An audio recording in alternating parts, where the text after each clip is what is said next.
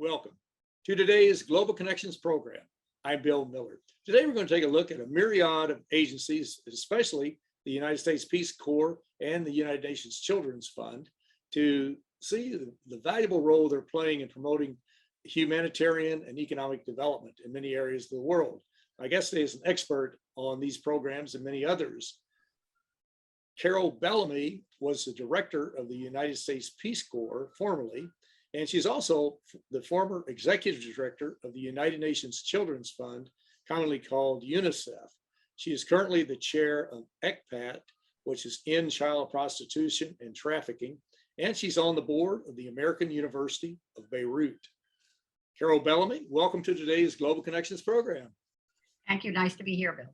I appreciate you being with me, Carol. Let's start off very briefly with ECPAT. I guess the title says everything: End Child Prostitution and Trafficking. How did you get involved in that, and what is its major goal, I guess? Well, ECPAT is a global network. It's not just a single organization as such. It's a global network. I think there are about more than 120 organizations around the world that participate as part of this alliance in 80 or so more countries. And it's focused, as you suggested, on fighting the sexual exploitation of children. It's been going for a number of years. So I first got involved when it kicked off back in the 90s. I was at UNICEF at that point, but I've stayed involved with them. The members are in all these different countries, and they range from direct service deliverers to advocacy groups to groups that do research, but all focused on things like preventing the sexual exploitation of children in trafficking and tourism, or online, which is terrible these days, or just simply direct services. It certainly is a major problem, and I'm glad to see that that's one outstanding organization that's working against this. And of course, our viewers can go to www.ecpat.net to get more information on this very important organization. Well, Carol, shifting gears, organization you and I, it's near and dear to our hearts, is the U.S. Peace Corps. Full disclosure, I was a Peace Corps volunteer. You were a Peace Corps volunteer, and I think in Guatemala, is that right? As memory serves. And but you were also the director of the Peace Corps. You were appointed by then President Bill Clinton. Well, you were there from 1993 to 1995, I guess is what it was. How did you find the Peace Corps at that time? That's sort of between when President John F. Kennedy formed it in 1961 and where we are today in the 2021, 2022. But what were your main goals, or what were the main goals of the Peace Corps at that time? You know, I don't think the goals have ever changed that much. Now, of course, the times change. As you pointed out, I was a volunteer in those early years, 1963 to 65 in Guatemala. We didn't have cell phones, and we weren't in touch with everyone every moment. But the idea was the Peace Corps, created by John Kennedy, to try and bring about peace and greater friendship. And by sending largely young Americans, you didn't have to be young, but most of us were reasonably young, although today about 10% of Peace Corps volunteers are over the age of 50, to work in communities, in neighborhoods, in rural areas around the world with people, not doing, but with them. That kind of partnership still exists today. It certainly does, and it was an innovative idea back in 1961, and it's still an innovative idea to have Americans go overseas to help people to develop the infrastructure, the economic, educational, cultural infrastructure to improve their lives. And of course, as you and I are very well aware, that third goal of the Peace Corps, to bring the experience home, is one that certainly put me on a different path, and I would bet it's helped put you on a different path too, hasn't it, to move into activities? I like to remind people about the three goals of Peace Corps from the beginning to now. The first goal was to go and help in ways you could, whether you had a background in health, you didn't have to be a doctor, but just basic public health or education or food security or whatever, or environment, whatever the issue. The second goal was to help the rest of the world understand Americans a little bit more. And so there you were, living with people in their communities. But that third goal was to help Americans understand the world a little bit more. And so again, if we ever needed that, this pandemic has shown us that there are not barriers in the world today. There aren't walls, if you will. And we all need to try and at least, if not love each other, understand each other a little bit more. We certainly do. And if our viewers would like, they can go to learn more about the Peace Corps, go to www.peacecorps.gov and get more information. Now, another organization that you were the director of was the United Nations Children's Fund. That was a 10-year run, I think, from 1995 to 2005. What is the major mission of UNICEF? Well, as you said, UNICEF is the UN's children's organization, and children get defined, I know it's a little fuzzy, but they get defined in the Convention on the Rights of the Child, which is the most widely adopted international treaty in the world up to the age of 18. So much of the focus in the early years of UNICEF, and UNICEF has now been around 75 years, much of the focus was on child health, that children should at least be born healthy. But in recent years, in addition, never leaving health, but in addition, understanding that children need decent education, that children need to be protected against violence, whether it's violence in wars or violence at home. And so the role of UNICEF within the UN and as really the promoter of a better situation for children with children around the world continues strongly today. It's really one of the premier organizations of the United Nations. It's done an outstanding job. And of course, it's teamed up with Rotary International, the UN World Health Organization, Bill and Melinda Gates Fund to eliminate polio. And it's involved in just a wide range of activities that are really helping to make a safer and a healthier world. Were you involved in implementing some major changes or reforms at UNICEF when you were the director? Well, yes, but I think that's happened with all of the directors, and not reforms because there was something wrong. It was just, for example, when I came in 95, the Convention on the Rights of the Child had just been formally approved. So therefore, beginning to shift UNICEF's focus from kind of seeing the child as a victim, seeing the child having rights was a very important area. I was also there during, for example, the women's meeting in Beijing. I was there during September 11th. I was there during that terrible Indian Ocean tsunami. So and many wars. There were wars from Southeast Europe to the middle of Africa. So responding to issues like child soldiers and the threat to children of displacement and becoming refugees. So, and at the same time, all the wonderful things that children and young people bring too. So it's not just crying children, it's also seeing the value that children can bring and their ideas and their thoughts as well. You mentioned the Convention on the Rights of the Child, which is a very important convention. As I recall, former President George Herbert Walker Bush was involved in his administration in helping to create that. It was back in the early 90s, or long in there. How important is it for us? And to my knowledge, the US Senate still has not ratified the Convention on the Rights of the Child, along with several others too, like the Convention on the Law of the Sea Treaty, which our naval people, our military people, our business people support. We've got others, CEDAW, the Convention for the Elimination of All Forms of Discrimination Against Women. Again, the US Senate has not approved that or ratified it. How important is it for the Senate to take a look at these conventions again and think twice and get on board and join the rest of the world, because we're pretty much the odd country out when it comes to this? We particularly are the odd country out when it comes to the Convention on the Rights of the Child. I believe we are the only country in the world that hasn't ratified it. But you're right, there are others. I mean, that very important Convention on the Rights of Women, not ratified. American legislators have been very reluctant to ratify international treaties. I think if anything, the last couple of years have taught us that if we thought we could just be a country, whatever your political views are, and I respect all political views, but if we thought we could just keep to ourselves and we had no role to play in the rest of the world, I mean, we live in a global world today, which doesn't mean that we have to fiddle around in everything. We do not. But it does mean that we are that we are interrelated in terms of things that go on. Nevertheless, I will say in the US's a benefit, it has ratified 2 of the subsets of the Convention on the Rights of the Child, one around child soldiers and one around trafficking. So I hope, and I think most Americans care very much that children are respected for their rights. It takes nothing away from parents. It just acknowledges that children themselves have rights. It certainly does. And of course, our viewers can go to, if they want more information on UNICEF, and go to unicef.org to find additional information. But you're absolutely right. This convention does not diminish the rights of parents whatsoever. And you mentioned now that the U.S. has not participated.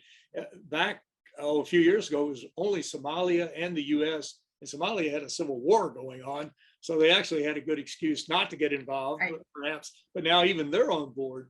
So again, hopefully the U.S. Senate at some point will have second thoughts about this and start looking at it in a different light. When you think back on your involvement with the Peace Corps and with UNICEF, I'm sure you just have a flood of memories, fond memories, but are there 1 or 2 that really stand out in your mind? You know, I've been lucky enough to work with the most wonderful people in my life. I always think that's critical to any role or job that you have, is who you work with. It doesn't matter how many, it doesn't have to be huge. Now, I must say, UNICEF, people sometimes would say, gee, isn't it nice you're working with children? And I am, but I was, I'm sorry. But I used to say, but wait, even when I was there, and that's 20 years ago now, UNICEF was 10,000 employees in 158 countries with a close to $5 billion budget. So not a small organization. But I look back on having been able to, particularly in the international work I've done, work in a multicultural environment. And I think it is one, I mean, if one has the opportunity to do that, you don't have to, but if you have an opportunity to do that, you should do it, because it really, you grow, others grow, and it's an incredible experience. It certainly is. It's irreplaceable in many respects. Well, you're watching Global Connections Television, which is a privately funded, independently produced program. The opinions expressed on Global Connections are solely those of the moderator and his guests.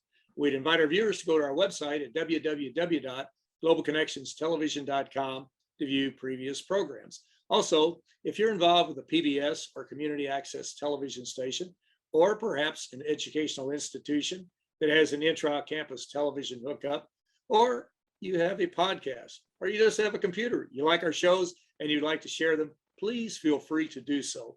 Global Connections Television is provided at no cost as a public service to help us better understand international issues and how they impact our lives. Today, we're talking about a wide range of agencies and organizations that are out there to really help create a better world. We'll use that term over and over again on this program. And my guest today is an expert on all of these, especially the United States Peace Corps and the United Nations Children's Fund, UNICEF. Carol Bellamy is the former director of both those organizations, the U.S. Peace Corps and the UN Children's Fund. Carol, we're talking about a wide range of issues and organizations. We could spend hours and hours on the ones you've been involved with, but another one that you're involved with is the Global Community Engagement and Resilience Fund. What exactly is that? It's something I've been involved with more recently. It's basically a global fund, and it grew out of some thoughts from a number of the member states at the UN called the Global Counterterrorism Forum. And in the area of terrorism, a lot of money goes into fighting terrorism, which is a good thing. Terrorism is a bad thing, but it goes into military, it goes into law enforcement, it goes into judicial things, but very little has gone into trying to prevent it in the first place. Now, one of the challenges of prevention is if you prevent, you don't even know, and so how do you prove that? But GCERF, or the Global Community Engagement and Resilience Fund, is a fund that supports very, very, very local organizations, not governments, but local organizations in countries, not every country because it's limited, but in countries where some communities are starting to trend toward violent extremism, toward terrorism. And it's thought to try and strengthen the communities so that they don't go over the edge and start to engage in terrorist acts. That's extremely important, and especially in this day and age. And they certainly have a full agenda in dealing with those particular activities. Again, they're doing great work, and our viewers can go to their website at www.gcerf.org. Well, in the closing minutes that we have, Carol, we got so many other issues to talk about, but I was curious. We heard a lot, or we did prior to COVID, and we're going to hear more about them. The 17 United Nations Sustainable Development Goals to eliminate hunger, to abolish poverty, to empower women and girls, young girls. How important are these 17 goals, and why should people around the world, and many organizations are on board? You look at Rotary International, Kiwanis, you look at other service clubs, church groups, they pick and choose from the goals. Some of them support all of them as far as to help us create this better world. And how important is it for us to focus on them between now and 2030, which is sort of the deadline? Well, as you point out, these are global goals, and who can think there's anything wrong with them? They are for better health, for cleaner water, for better food security, for less violence in the world, for more equitable response to people of all, whether it's gender or race or ethnic or whatever background. So I think they're crucial. And while governments sign on to them, and they are signed on to by governments, in the long run, they will only be successful if people engage in them.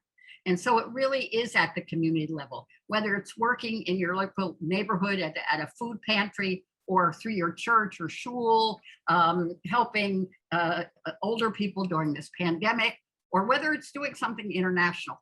Everybody can make a small difference in trying to achieve those goals. These should not just only be left to government. I believe in governments generally, but they can't just be left to governments. They're really goals of the people. And if the people put their mind to it, we're going to achieve those goals. They certainly will. And as I mentioned earlier about UNICEF, the UN Children's Fund, the UN World Health Organization, the Centers for Disease Control, and how they teamed up with Rotary International to abolish the scourge of polio around the world. And those partnerships do work, and they're just on the verge of eliminating polio in all parts of the world. So it's extremely important to participate and to be involved in this, because we all have to live on this blue marble of a planet Earth. Well, in the last few minutes we have, as you look at all the issues out there, climate change, poverty, just on across the board, what do you see as our perhaps number one issue that we need to really focus on more, than not to preclude or exclude all the others, but what do you see as one or two of our top challenges that we're going to confront, and we really need to accelerate what we're doing to confront those issues? You know, I this is always a hard one. I don't want to, it's hard to pick. I do believe that environment and climate issues these days really are increasingly affecting everyone. I mean, whether it's, we've just seen in recently fires from Europe to Africa to the United States, floods from China to Germany. So these are issues that affect everyone, rich and poor alike.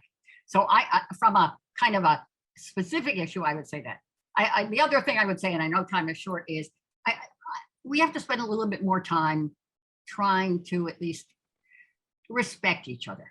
We don't have to all agree on everything, but I think somehow we all as human beings have to communicate a little bit better, and kind of understand that really the diversity of this world, not only our own country, but the diversity of this world is a positive, not a negative. It certainly is. And when you hit on communication, that is so critical. And of course, it brings up the following issue, I guess, the ancillary issue. What role can the media play, or what role should the media play in helping us to identify these problems, to understand the problems, and to develop solutions to overcome these problems, or at least ameliorate them at the very best? Maybe that's the best we can do with climate change, the way it's roaring right now. I'm not too sure, but the media has a critical role to play. But in so many cases, we see the media is dysfunctional, putting out misinformation, disinformation, and it's actually making the situation worse in some cases. What role could they play or should play? You know, I sometimes say tongue in cheek that when I graduated from law school more than 50 years ago, I thought that tax lawyers ran the world, but now I think communications runs the world. So I think media has a very important role to play, an objective role. One of not just my concern, a concern is the way we're dealing with media and communication these days is very stovepiped. And I think if there are ways to look to open it up so that there's more diversity of views in the same environment, so we're not all just talking to the people that we agree with all the time, because then we never learn anything. So I think media has a very important role to play, objective, differing opinions, offering opportunities for people to ask questions. I think it's crucial, and I don't think media should go hiding. I think they just need to get out there and do even more. That's right. In many cases, just do their jobs. It would be very helpful if they could do that. There's no doubt about that. But these are all important issues, and of course, you've been involved in these issues for many, many years now. What do you have anything that's on the front burner that you're going to be doing that you want to mention before we run out of time? Or are you just, you've got your plate full right now? I would imagine, do you not?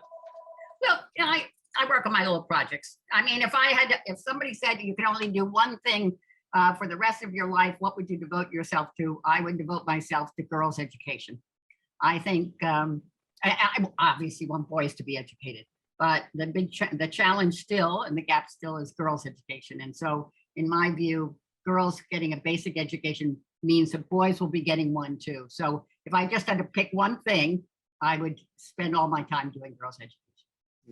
That is so important, extremely important. And the studies show that time and time again, that when women are educated, when girls and women are educated, that the societies improve, that it's to the benefit of not only the immediate person, but the family, the community, and usually the region and the country as a whole. But it is so critical. And of course, as you know, the United Nations with its programs, I think probably every program at the UN has some component, especially now after the Sustainable Development Goals and the Millennium Development Goals, to help educate women and girls and to empower them to play a more productive role. But Carol Bellamy, it's been just a wonderful opportunity and an honor to visit with you again and to hear about all the accomplishments you've had over the years. And you've been involved in so many important activities, and I'm glad to see that you're still involved and will continue to be involved in the immediate future and way beyond that. But Carol, I want to thank you so very much for a very interesting and a very informative program. Thank you, Bill. Thank you. My pleasure. Thank you. I'm Bill Miller. Thank you for joining us today on Global Connections Television.